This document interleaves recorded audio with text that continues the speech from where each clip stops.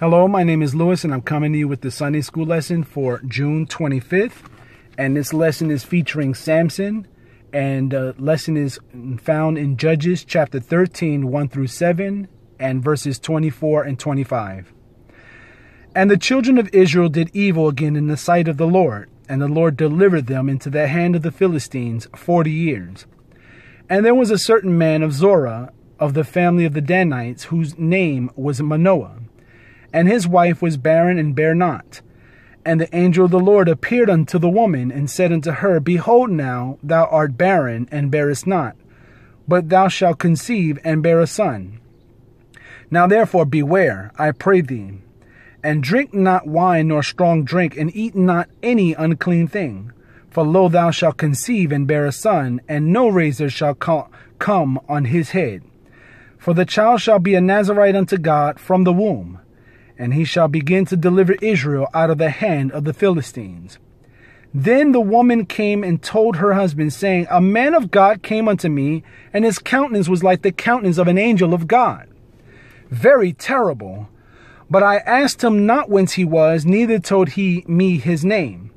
But he said unto me, Behold, thou shalt conceive and bear a son, and now drink no wine nor strong drink, neither eat any unclean thing. For that the child shall be a Nazarite to God from the womb to the day of his death.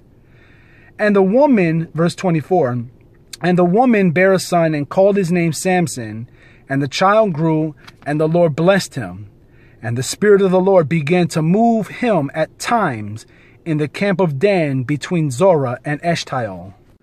So we come to Judges chapter 13 verse 1, but before we do that, let's do a little recap from last week's lesson coming from Jephthah. After Jephthah delivered Israel in the way that he did, he reigned 6 years and then he died. And then in his place, Ibzan ruled as a judge for 7 years, and then Elon for 10 years, and then Abdon for 8 years. Then we come to the point where in verse 1 it says, And the children of Israel did evil again in the sight of the Lord. So we see a space of 31 years. That's the 6, the 7, the 10, and the 8 put together. It's about 31 years of God delivering them from their enemies, especially the Ammonites during Jephthah's time.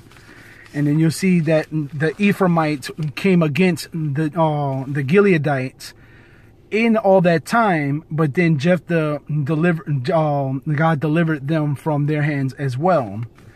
And so we have Ibzan for 7, Elon for 10, and then Abdon for 8, and then we come, and then it says that in verse 1, that the Lord delivered them into the hand of the Philistines 40 years because of the evil that they did again in the sight of the Lord.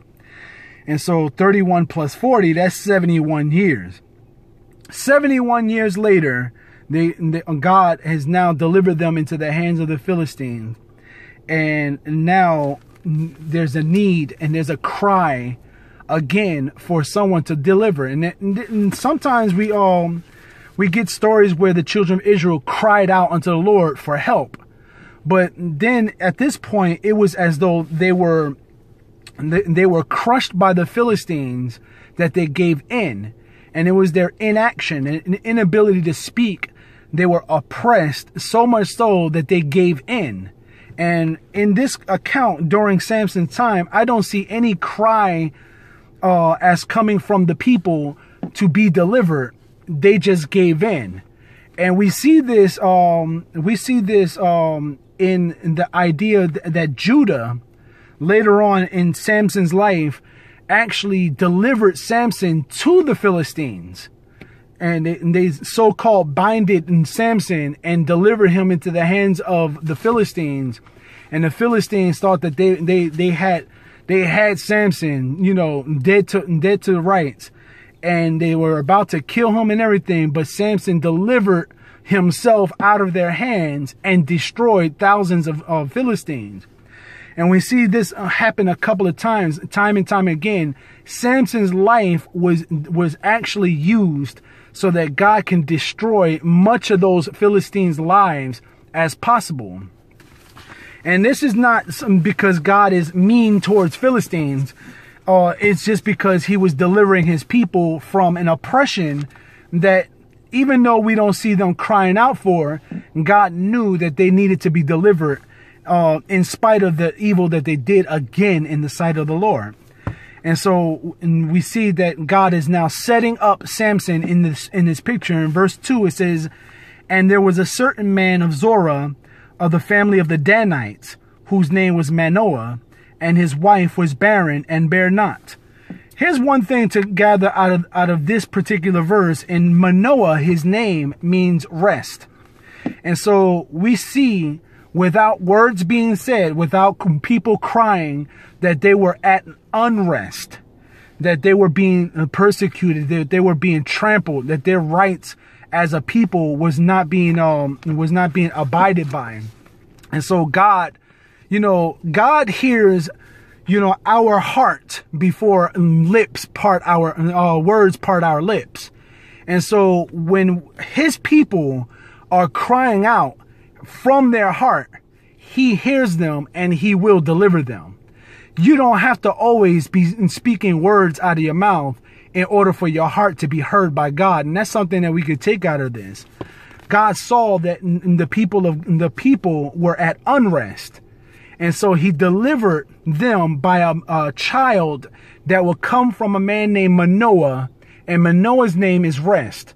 And so he would give them rest, because from rest will proceed deliverance through Samson. Now, I didn't do any kind of word study on the word Samson, but I thought that was a particularly interesting fact about Manoah's name. And so Manoah had a wife, and his wife was barren and bare not. So she was of certain age where she was probably looking to be pregnant, but was not able to for so many years or whatever. It seems as though they were together for a while trying to have a child, but she was found to be barren. And so now the angel of the Lord in verse 3 appears to the woman and says unto her, "Behold, now thou art barren and bearest not." It's as though he's saying, I can only imagine what the woman is saying. "Oh, do you think? I've been waiting for quite a while and haven't been able to get pregnant." And so at this point, she probably doesn't know that this is an angel of the Lord. And so he's pretty much stating the obvious to her, but how can he know this? And so the things that he is revealing to her, who can know it? What strange man can actually know this? And so, "But thou shalt conceive and bear a son." Now this strange man not only tells me my business, but he's telling me that I'm no longer going to be barren, but I'm going to conceive, and I'm no longer not going to be able to bear, but I will bear a child. And so a son, and not only a child, but he gives the gender. And so it's one thing to say, "Oh, you're going to be pregnant one day," telling me my business that I've never been pregnant because I can't be pregnant, but then telling me that I will be pregnant, I will be impregnated, and I will have a child, and that child will come forth. But then he tells the gender and says, what you're going to bear is going to be a son. And then he proceeds to give her more of what he's about to tell her. "Now therefore beware, be aware, I pray thee, and drink not wine nor strong drink, and eat not any unclean thing." Why is he telling her this? "For lo, thou shalt conceive and bear a son, and no razor shall come upon his head," like a razor comes upon my head. "No razor shall come upon this child's head." Why? "Because this child shall be a Nazarite unto God from the womb, and he shall begin to deliver Israel out of the hand of the Philistines." And so as he's revealing not only the gender, he's revealing this child's, purpose and destiny. He's revealing what this child is going to be as far as unto God, and what it's going to mean for in this particular child, that he cannot have anything. And therefore, in your pregnancy, woman, you shall not drink any wine or any strong drink or have anything of the vine. Why? Because this vow of the Nazarite is more than just a vow for this child. It's something that is placed upon him by God. Now, a vow is something that a person makes himself and then says, this is what I'm going to do. And then he must make good on his word, make good on his vow. But Samson is not a person, or wasn't even born yet, for him to actually say, I make this vow unto you, God. God actually placed this ministry, this particular thing upon his life before he was born, because from the time he is born to the very time he is dead, his whole life will have been that particular vow of a Nazarite. And I'm going to show you that in a couple of seconds. And so it says in the latter close of verse 5, and he shall begin to deliver Israel out of the hand of the Philistines. And so it is as though, because this child is born, because of what I said about this child, this is what's going to happen for Israel against the Philistines. Then the woman came and told her husband, saying, a man of God came unto me, and his countenance was like unto the countenance of an angel of God. Now she calls this man a man of God because of the words that were being spoken to her. He was being prophetic. And I still, to this point, at this point, don't think she quite had her finger on the point that this man was an angel. That's why in Hebrews it talks about be careful. I think it was Hebrews that be careful to not entertain be careful to entertain strangers, because we might have entertained angels unaware. And so you have to be careful who you meet in this life, because it may be a stranger to you, but it could be God sending an angel and, giving you a word and giving you some upliftment, giving you some help, some kind of way. And if you are not careful, you may step on the wrong toes and step on your destiny. And so this woman met with a man who was the angel of the Lord, as I explained by verse 3, she probably didn't know that this was an angel of the Lord. But by the time she got to verse 6, she knew at least this was a man of God, because he was speaking words of the future, words of encouragement, words that, opened up her womb. And so she, at least to this point, knew that this was a man of God, and then kind of went back and said whose appearance, whose countenance was like the countenance of an angel. And she even went as far as saying very terrible. Now, most people, when they encounter an angel in its glory, they are afraid of that angel. They are fearful to the point where they bow their head and they shun away. And sometimes the angels have to say, don't be afraid. I'm just a person who has been sent to you to deliver a message. Don't be afraid. Rise up and look and hear what I have to tell you. And so, but this man was not one of those glorious angels in appearance, but she knew enough that his countenance was like as a countenance of an angel of God, very terrible. But I asked him not whence he was, where did he come from, nor told he his name. What's your name?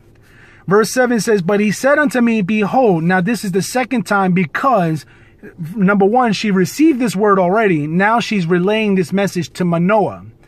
And she says to Manoah, behold, thou shalt conceive and bear a son, and now drink no wine nor strong drink, neither eat any unclean thing, for the child shall be a Nazarite to God from the womb to the day of his death.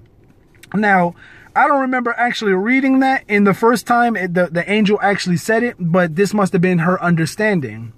It says in verse 5, for thou shalt conceive and bear a son, and no razor shall come upon his head, for the child shall be a Nazarite unto the God from the womb. And he shall begin to deliver Israel out of the hand of the Philistines. It didn't say anything about unto his death. But that was revealed to Manoah's wife as well. And so we see that in verse 7, that not only will he be a Nazarite of God to God from the womb, but that he shall be that to the day of his death. Then we jump forward to verse 24.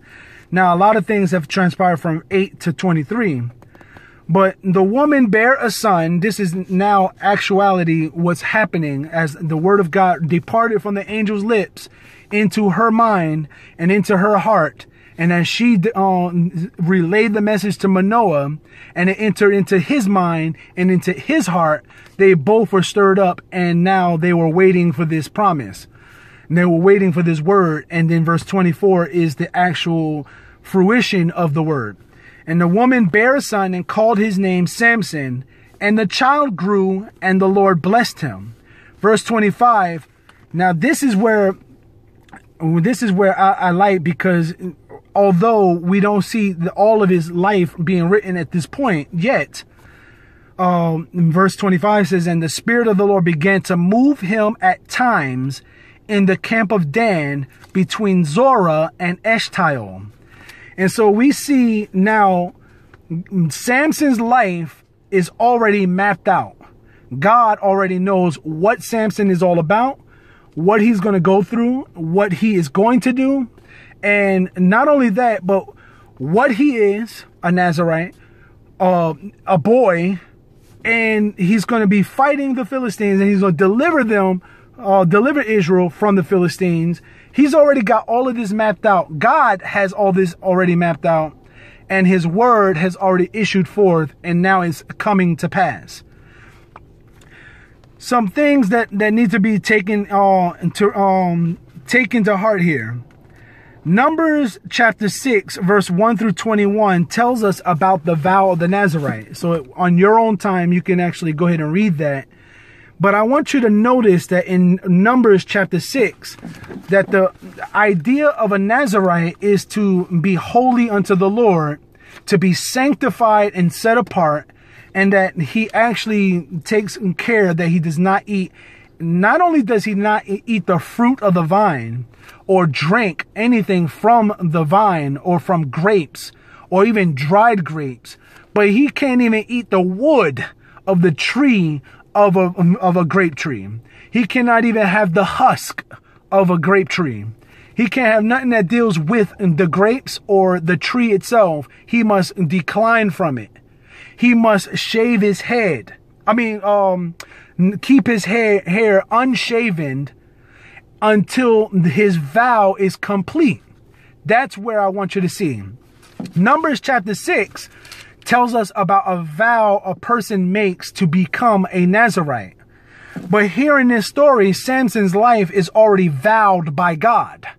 It's already spoken by God. He's going to be a Nazarite from the day he is born unto the day he dies. What's interesting is the very last thing that happens to Samson is that he finally gives in to Delilah after 3 tries. And he says to Delilah, okay, I'm going to give you my secret. The day you shave my head, I will lose my strength, because I am a Nazarite unto God. He pretty much told her what he is. And if he had not told her what he is, a Nazarite, she would not have been able to do exactly what she did and give him over into the hands of the Philistines, the elders of the Philistines. And so the Philistines began to take hold of him because she had him in her lap and had one of those people actually shave his head and gouge his eyes out so that he was not able to fight, nor did he have the strength to fight. And so they had him. Now, it doesn't tell us how many days they had him, but it does tell us that in the process of time that his hair started to grow back. What I want you to notice is that in Numbers, according to the vow of the Nazarite, that the last thing that they would do would be to complete the vow was to shave the man's head and present themselves before the congregation of Israel, or congregation, and that they would take the hairs of his lock and burn it. And all these other things were included too. But remember, Samson is a special case. He was chosen by God to be a Nazarite, not that Samson himself chose himself to vow to be a Nazarite. And so now his head is shaven, and then he was delivered. And it was as though God, being the master strategist that he is, put a time bomb in the middle of the Philistines' camp. And he has done this time and time and time again, where the idea of Samson's life, even though he was considered a Nazarite, he was not a holy man. He was not a man that was perfect. But he was placed in situations because of his lifestyle that was utilized by God to actually destroy the Philistines time and time again. And I want to show you one such occasion. It says in chapter 14, verse 4 of Judges, because he wanted one of the he saw a woman in Timnath, and he was pleased to see her, and he wanted her as a wife. He wanted to have his way with her. She pleased his eyes, and he asked his mother and his father, "Can I have this woman? I want this woman. Get her for me." And so verse 3, he says, "Then his father and his mother said unto him, Is there never a woman among the daughters of thy brethren, or among all my people, that thou goest to take a wife of the uncircumcised Philistines?" And Samson said unto his father, "Get her for me, for she pleaseth me well." So Samson is not relenting. He wants this woman, and he doesn't care about what their morality is. He says, "I don't care what kind of policy you have as a people. This woman look good. I want her. Get her for me." And so he being a sensual, because he's looking at her with his flesh, and his desire is carnal. There's no spiritual nature on display here. He wants this woman to have his way with her. And so verse 4 says, "But his father and his mother knew not that it was of the Lord, that he sought an occasion against the Philistines, for at the time the Philistines had dominion over Israel." Now, this kind of opens up a whole can of worms, because now what do you say about this man Samson going after, that which was frowned upon, going after a Philistine woman, not a Philistine, a woman, well, she was of the Philistines, but she was of Timnath. Going after this woman, knowing that she is of the other side, the enemy side, and he wanted her. There had to be something in play here. God already knew from the day before he was born. Remember in Jeremiah, it talks about how he calls Jeremiah. He says, "Before you were conceived, I knew you. Before your mother bore you, I already knew your ways. I already knew you. I already planned everything that I have planned for you. You just gotta get a hold of my word and bear it out for me."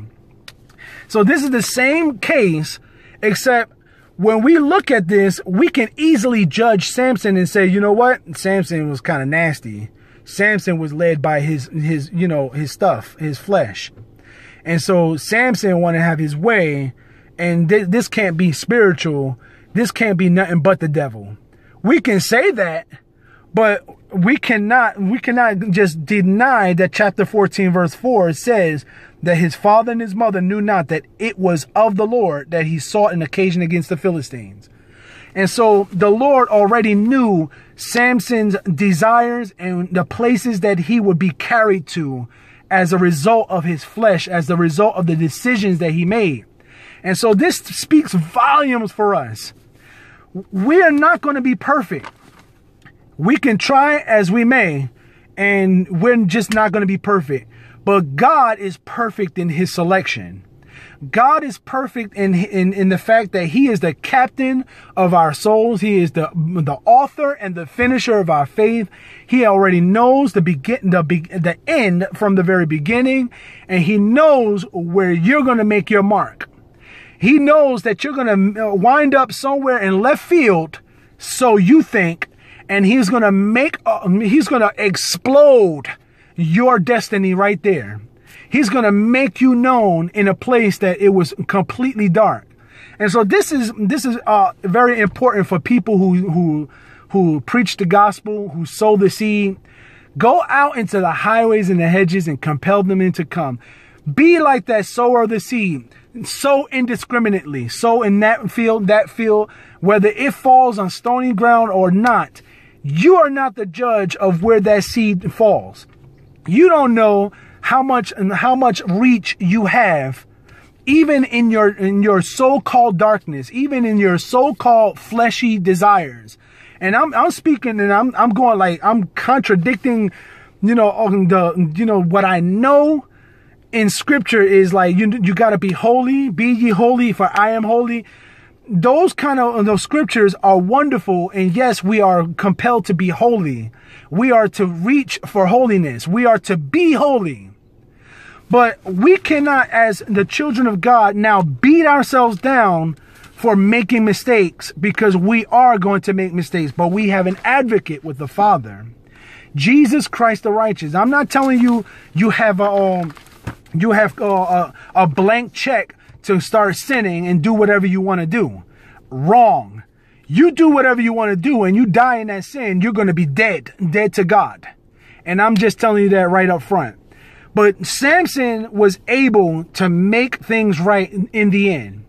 He knew of his vow, and when his head grew, he started to pray unto the Lord this one last time, Lord. He even asked the lad that was nearby, put me in between. He already had a plan in motion. Put me in between the pillars, because I know that, I know construction. And if I'm underneath this construction and people are under this building with me, if God give me the strength, I can move these pillars and destroy all of these people all at once, this one last time, to avenge my life. But he did not know that this was all God's doing anyway. God already knew that he planned Samson like a time bomb. He put him in different situations during the course of his life. As you can read, it says in verse 25, and the Spirit of the Lord began to move him at times in the camp of Dan between Zorah and Eshtaol. And what's interesting about that is in verse 25, it actually plans out his whole life, because he comes from the camp of Dan. He's a Danite. But everything he did was from Zorah to Eshtaol, literally. And when you look at chapter 16, and remember, Samson's life is recorded in chapter 13 through 16. But look at chapter 16, the last verse. No, not the last. Yeah, the last verse, verse 31. Then his brethren and all the house of his father came down and took him and brought him up and buried him between Zorah and Eshtaol in the burying place of Manoah his father, and he judged Israel 20 years. And so in the 40 years that the Philistines were laying havoc, wreaking havoc on the children of Israel and oppressing them, where they could not speak for themselves, God heard their cry and delivered the Philistines into their hands, into the hands of a man who God had vowed him a Nazarite. And so when God's word proceeds, it has no alternative, no choice but to become exactly what God said it's going to be. And so we see this as the angel of the Lord makes it his way to Manoah's wife, and then that very word becomes now implanted in the woman, and the woman bears this word and bears him out by verse 24 and 25. And then verse 25 tells of his whole story. Samson, from chapter 13 to 16, was a Nazarite. Whether you like his actions or not, whether you like what he did, whether you think he was a fool for falling for Delilah, I don't care what you think. God chose him. And God is saying the same thing to you and to me. I don't care what anybody say about you or about me. God chose me. God chose us, people. And so it doesn't matter what men say, what women say, even the children of God, the other people, the so-called children of the Most High God, those holier than thou. Don't matter what they say.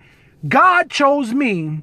And if I made a mistake here, it was a mistake that God already knew about from the foundation of the world. He had already knew that I would make that mistake.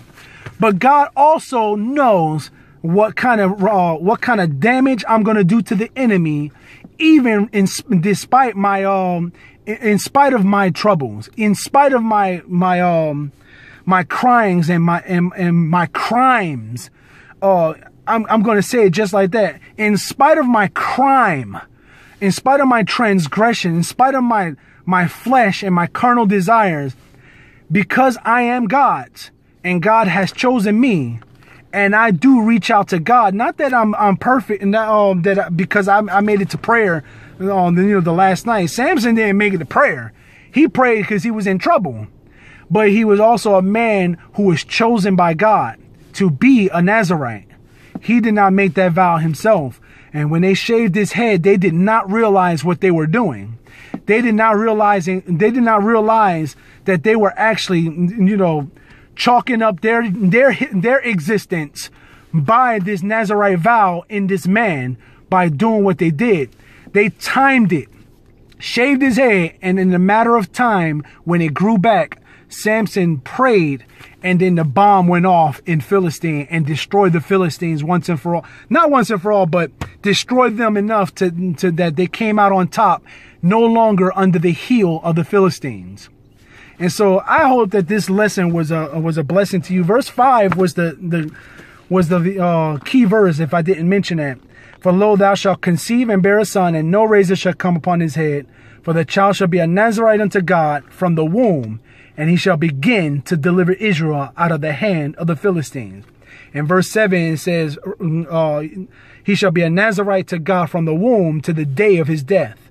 Verse 25 maps out his whole life from that he was living in the times in the camp of Dan between Zorah and Eshtaol. That's where he was actually was buried, from Zorah to Eshtaol. I hope that this was a blessing to you.